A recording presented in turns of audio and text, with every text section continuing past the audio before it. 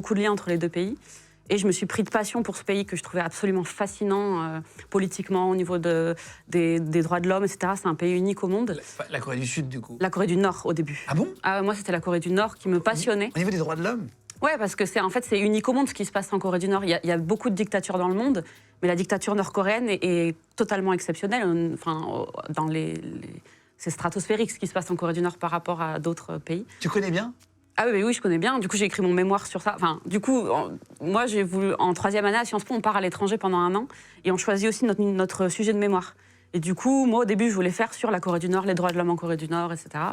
Et c'est ma directrice de mémoire qui m'a dit « Ah, c'est pas assez politique, on est à Sciences Po, est-ce que tu le ferais pas sur la réunification de la péninsule coréenne ?» Moi, j'ai trouvé ça hyper intéressant, j'y avais pas pensé. Et du coup, il y avait une fille de Sciences Po, une seule dans toute l'histoire de Sciences Po Toulouse, qui était partie en Corée. Et donc, j'ai eu son contact et j'ai fait mon stage pendant 1 an à ce moment-là, en Corée, au même endroit qu'elle, c'est-à-dire à Yonhap News, qui est l'équivalent de l'AFP en Corée. C'est l'agence de presse. Là, c'est la Corée du Sud, par contre.